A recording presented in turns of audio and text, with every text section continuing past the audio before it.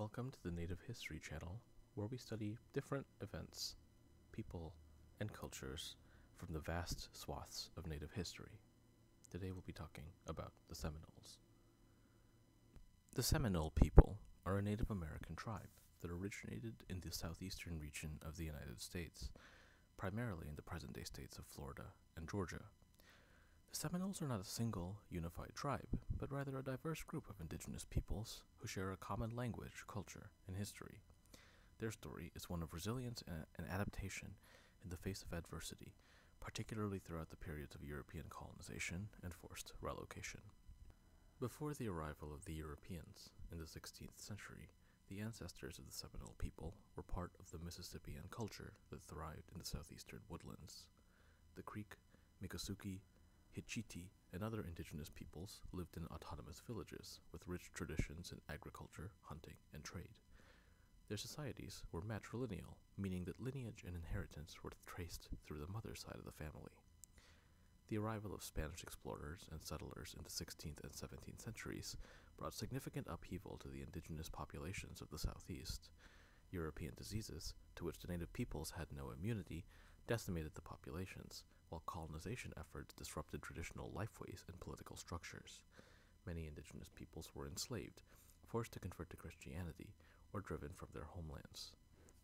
In the 18th century, the ancestors of the Seminole people began to coalesce as distinct groups in Florida, seeking refuge in the conflicts that ravaged their original homelands. The word Seminole derives from the Creek word Seminole, which means separatist or runaway.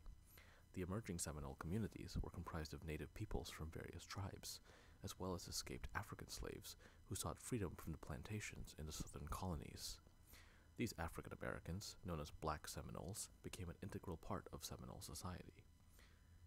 Throughout the 19th century, the Seminoles faced continuous pressure from the U.S. government to relocate to Indian Territory, present-day Oklahoma, in order to make way for white settlers. This resulted in a series of conflicts known as the Seminole Wars, which spanned from 1817 to 1858. The Seminoles, led by notable chiefs such as Osceola and Billy Bowlegs, fiercely resisted removal efforts, employing guerrilla warfare tactics and forming alliances with other native tribes and escaped slaves. Despite their tenacious resistance, thousands of Seminoles were eventually forcibly removed to Indian Territory during the 19th century.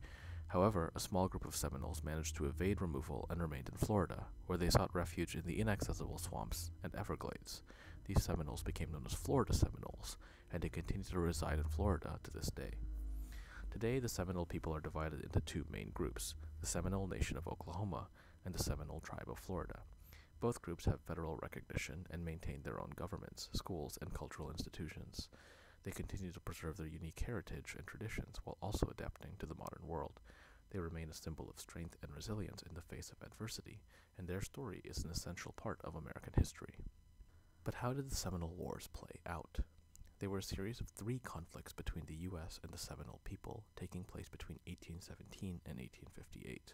These wars were primarily driven by the United States' desire to remove the Seminoles from their lands in Florida and Georgia to make way for white settlers, and the Seminoles' fierce resistance to these efforts.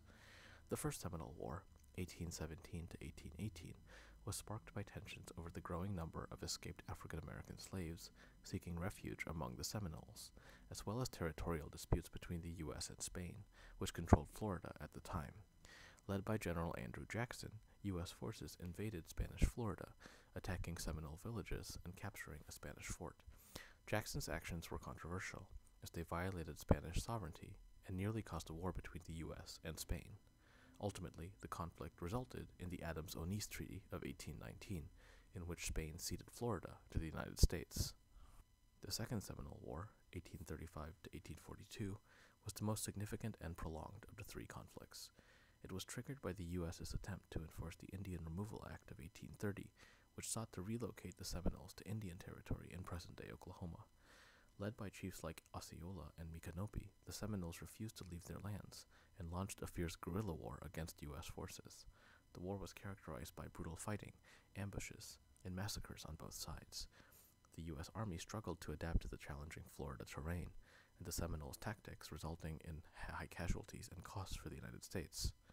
In 1837, during the Second Seminole War, the United States managed to capture several Seminole leaders, including Osceola, under the pretense of a truce. This controversial act weakened the Seminoles' resistance, but did not end the conflict. It wasn't until 1842 that the war came to a close, with most of the remaining Seminoles agreeing to relocate to Indian Territory. However, a small group of Seminoles managed to evade removal and remained in Florida, retreating to the Everglades. The Third Seminole War, 1855 to 1858, was relatively minor compared to the previous two. It was prompted by tensions over land, as white settlers continued to encroach on Seminole territory in Florida.